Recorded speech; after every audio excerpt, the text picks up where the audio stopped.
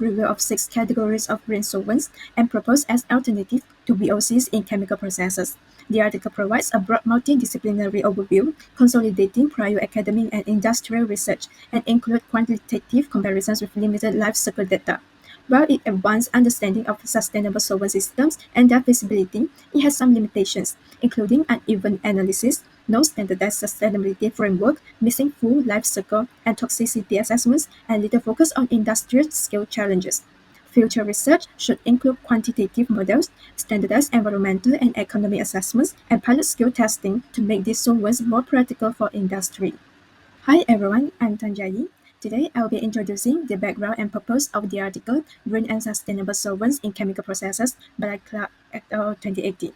Traditionally, chemical industries rely heavily on solvents like acetone and toluene, which are petrochemical-based, volatiles, and toxic. These solvents are used in various processes, such as synthesis and purifications, but they contribute significantly to air and water pollution, poses occupational hazards, and persist in the environment. With increasing environmental awareness and regulatory pressure, there's a growing need to adopt greener practices. Green solvents are seen as a promising solutions because they can reduce health risks, improve biodegradability, and support sustainable chemical productions. The article responds to this demand by reviewing the development and potential of various alternative solvent systems. The main purpose of the article is to evaluate 6 categories of green solvents: bio-based, ionic liquids, deep acidic solvents, liquid polymers, supercritical fluids, and switchable solvents, and to assess their environmental performance, industrial feasibility, and contributions to green chemistry. Hi, I'm Ling Hui. For the methodology, this article is a narrative literature review. The authors did not conduct any experiment or collect primary data. So there is not sampling design. Instead, they relies on secondary source, including academic journal, industrial report, and government documents. The solvent in the review were grouped by the category and qualitatively compare based on performance, sustainability, and industry feasibility. As for the key finding, the review showed that not single solvent is ideal. Each type has its own strengths and limitations. First, bio-based solvents are eco-friendly but expensive to produce. Ionic liquids are tunable but toxic and hard to recycle. DES solvents are low cost but the less comprehensive toxicity data. Liquid polymer solvents are stable and low in volatility but limit to niche applications. Supercritical carbon dioxide enable clean separations but require high energy and pressure. Sweet level solvents are promising but still in early development. So the author emphasized that solvent assessment should consider process efficiency, waste generation, and energy use. Last, for the limitations, there is a lack of standardized framework for evaluating environmental impact, especially for newer solvents. Data on toxicity, life cycle assessment, and cost feasibility is inconsistent across solvent type. Industrial adoption remains limited due to regulatory uncertainty and market resistance. The authors recommend better metrics, more pilot-scale study, and stronger collaboration across disciplines to support progress in green solvent development. Hi, my name is Shinkai, and now I'll be sharing my critiques on this article. The first thing I would like to critique is the article's title. I feel like the title is overly broad. The title sounds like the article will cover all green solvents in detail, but in fact, the depth varies a lot. Next is that the analysis is really uneven. Some solvents like ionic liquids and supercritical carbon dioxide CO2 are explained very well. However, the others are only briefly mentioned throughout the article. Next is the word sustainability. It is undefined. The word sustainability is used many times in the article. However, the authors never clearly explain what do they mean by the word, what do they mean by it. And last is about the lack of LCA data, which is the life cycle assessments data. They say that some solvents are sustainable just because they come from natural sources. However, they do not show full environmental impact data like the life cycle assessments, LCA. Thus, I would like to share some suggested improvements from my side. I feel like the authors could use a more precise and representative title, such as an evaluation of emerging green solvents, environmental and process perspective. The second thing I want to critique about is this article's relevance and contribution to the field. First one is this article provides a very good overview of green solvents. It gives a clear summary of many new solvent types, making it easier for the researchers to compare and choose. Next is that it covers multiple fields. It combines info from chemistry, engineering, environmental studies, which helps when designing greener processes. However, the information used in the article is outdated. The article is from 2018, and some solvents like deep euthetic ones have changed a lot since then. Also, it lacks practical framework. Even though the article mentions missing data, it doesn't offer a step-by-step method to evaluate new or less studied solvents. So I would like to suggest some improvements, which is The authors could use well-defined future directions sections in their article, and then include some practical evaluation tools under it.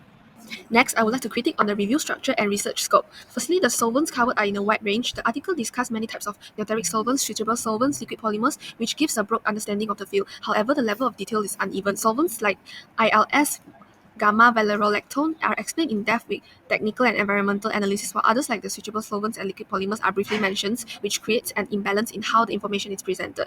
Next, I would say that the authors are ambitious, but they overextended the scope. The article tries to cover the technical, environmental, and economic aspects for each solvent classes. While this shows a broad perspective, it limits how deeply each area is explored.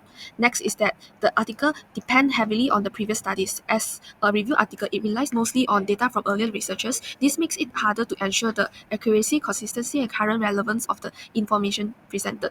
Next, there is no standard way to compare the solvents. The article does not use consistent benchmarks like the toxicity levels or biodegradability to compare the solvent classes, which makes the review feel more descriptive rather than critically analytics. Thus, from my side, we would like to suggest a few improvements, such as using tabular or matrix-based comparisons. Using standardized metrics such as the E factor, toxicity index, and production cost per kg will help a lot. I also have listed down a few references that the authors can take reference of. Lastly, I would like to critique on the sustainability of the evaluation methods. There are a lot of methods mentioned throughout the article, but they are not fully applied. The tools like green chemistry metrics, LCA, ESH ratings, and techno-economic analysis (TEA) are often applied throughout the article, but only briefly or inconsistently. Next, the use of LCA data, which is the life cycle assessment data, is also limited.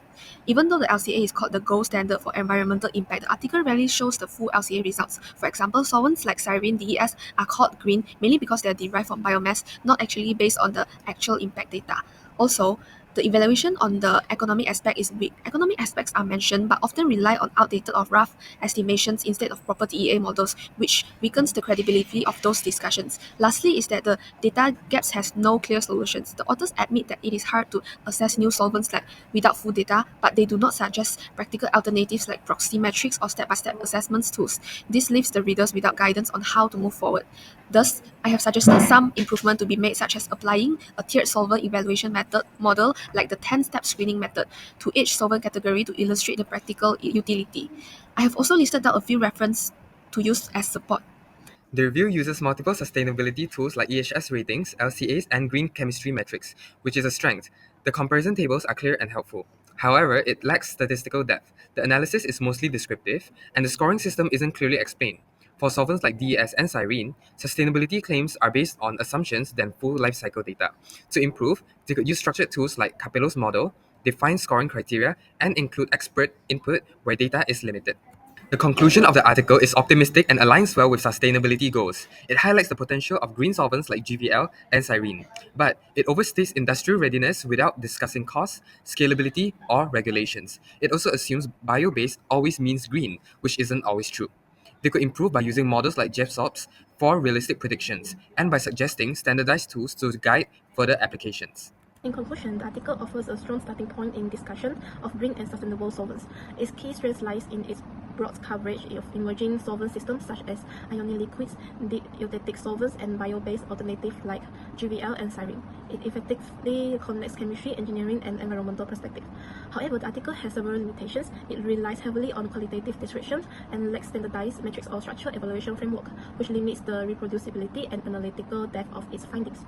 A critical issue is the tendency of overgeneralize the safety and scalability of bio-based solvents. By equating bio-origin with ecological harmlessness, the article presents an overly optimistic view that may not hold in real-world industry context. To truly advance the field, future work must be more data-driven, incorporate comparative tools, and focus on bridging the gap between the lab research and industrial application. To guide future research on green and sustainable solvents, we recommend 3 key actions.